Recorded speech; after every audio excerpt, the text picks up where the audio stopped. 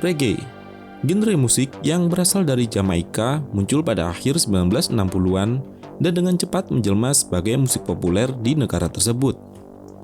Pada tahun 1970-an, musik reggae telah menggema secara luas hingga Inggris, Amerika Serikat, dan Afrika, dan dianggap sebagai suara bagi kaum-kaum tertindas. Musisi yang pantas menjabat sebagai duta musik reggae di seluruh dunia adalah Bob Marley.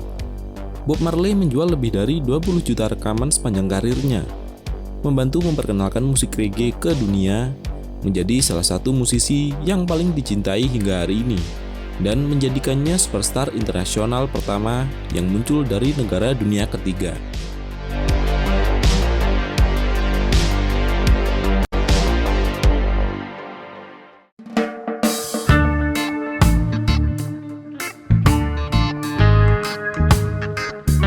Robert Nesta Marley lahir pada 6 Februari 1945 di Saint-Anne-Parish, Jamaika.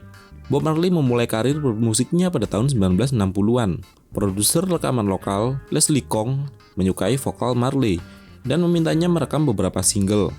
Yang pertama adalah Judge Not yang dirilis pada tahun 1962. Ketika merintis karir sebagai musisi solo tidak berjalan dengan baik, ia menemukan pijakan ketika bergabung dengan teman-temannya. Pada tahun 1963, Marley, Livingston, dan McIntosh membentuk Wailing Wailers. Single pertama mereka, Simmer Down, naik ke puncak tangga lagu Jamaika pada Januari 1964. Pada saat itu, grup ini juga bergabung beberapa nama, seperti Junior Brightwhite, Beverly Kelso, dan Jerry Smith. Grup ini menjadi cukup populer di Jamaika, tetapi mereka juga kesulitan untuk menghasilkan keuntungan finansial. Brightwhite, Kelso, dan Smith akhirnya meninggalkan grup ini. Anggota yang tersisa terpisah untuk sementara waktu. Marley pergi ke Amerika Serikat di mana ibunya tinggal. Namun sebelum dia pergi, dia menikah dengan Rita Anderson pada 10 Februari 1966. Setelah 8 bulan, Marley kembali ke Jamaika. Dia bersatu kembali dengan Livingston dan McIntosh untuk membentuk The Wailers.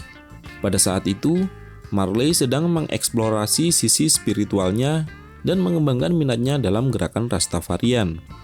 Untuk penjelasan tentang Rastafarian akan saya buat videonya nanti. Lanjut, untuk sementara waktu, di akhir 1960-an, Marley bekerja dengan penyanyi pop, Johnny Nash. Nash mencetak hit di seluruh dunia dengan lagu ciptaan Marley, berjudul Stir It Up.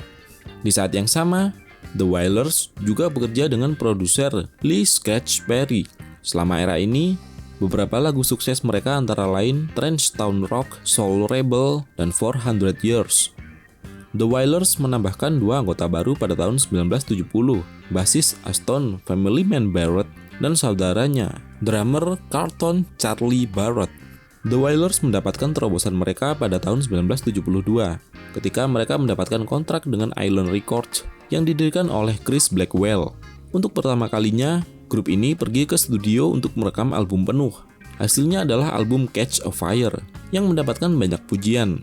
Untuk memperkenalkan rekaman tersebut, The Wailers melakukan tur ke Inggris dan Amerika Serikat pada tahun 1973, tampil sebagai pembuka untuk Bruce Springsteen dan Sly the Family Stone. Pada tahun yang sama, grup ini merilis album penuh kedua mereka, Burnin', menampilkan lagu hit I Shot the Sheriff.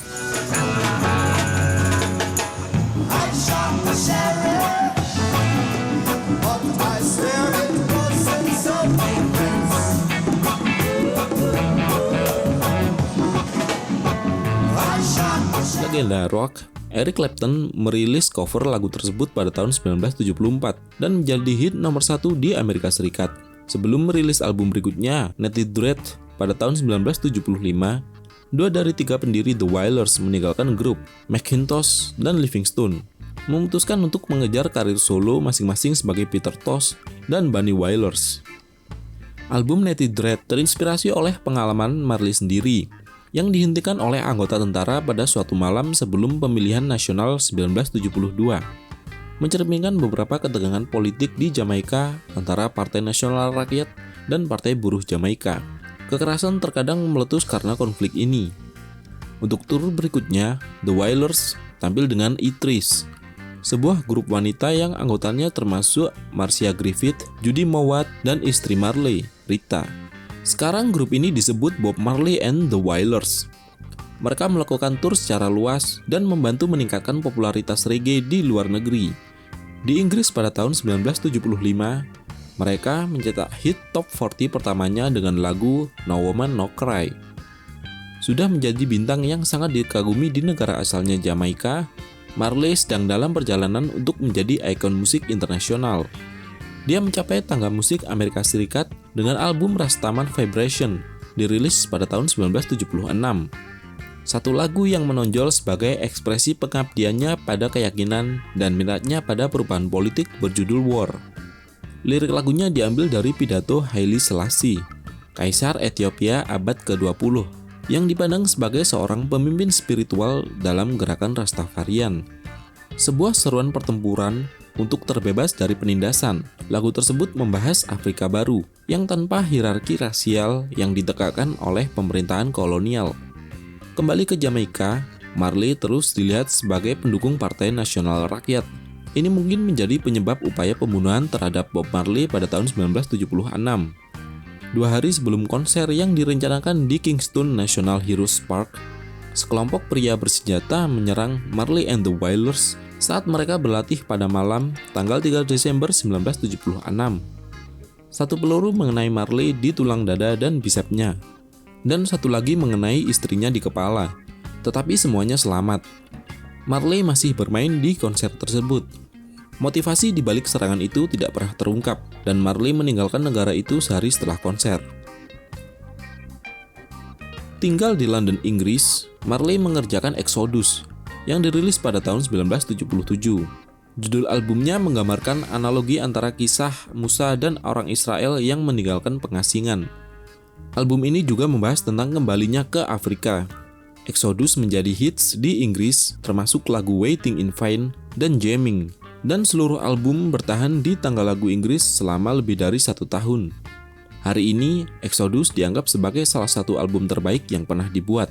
Saat mengerjakan Exodus, Marley and the Wailers merekam lagu-lagu yang kemudian dirilis di album Kaya pada tahun 1978. Dengan cinta sebagai temanya, karya ini menampilkan 2 hits, Satisfy My Soul dan Is This Love. Sebelumnya, pada tahun 1977, Bob Marley divonis terkena kanker kulit, namun disembunyikan dari publik.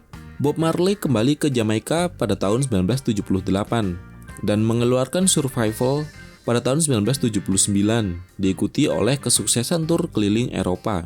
Selanjutnya, album yang sukses besar adalah Uprising, yang dirilis pada tahun 1980, menampilkan lagu Could You Be Loved dan Redemption Song.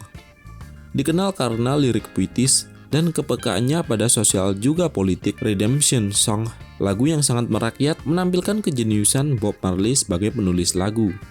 Satu baris lirik dari lagu ini berbunyi, "Bebaskan dirimu dari perbudakan mental. Tidak ada yang bisa membebaskan pikiran kita selain kita sendiri." Bob Marley melakukan 2 pertunjukan di Madison Square Garden dalam rangka merangkul warga kulit hitam di Amerika Serikat.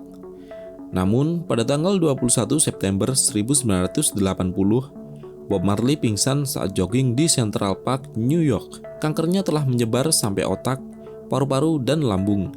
Penyanyi reggae ini pun akhirnya menghembuskan nafas terakhirnya di Miami Hospital pada 11 Mei 1981 di usia 36 tahun. Saat sebelum kematiannya, Marley telah menerima Order of Merit dari pemerintah Jamaika. Dia juga telah dianugerahi Medal of Peace dari Perserikatan Bangsa-Bangsa pada tahun 1980. Dipuja oleh orang-orang Jamaika, Marley diberi penghargaan sebagai pahlawan. Lebih dari 30.000 orang memberikan penghormatan kepada musisi tersebut selama upacara peringatannya yang diadakan di National Arena di Kingston, Jamaika. Puluhan tahun setelah kematiannya, musik Bob Marley telah diakui secara luas. Warisan musiknya juga berlanjut melalui keluarga dan teman band lamanya.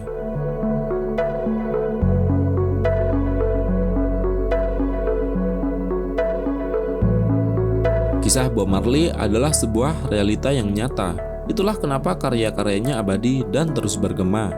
Bob Marley berbicara tentang represi politik, wawasan metafisik dan artistik, juga tentang kesejahteraan, dan apa saja yang mengusiknya.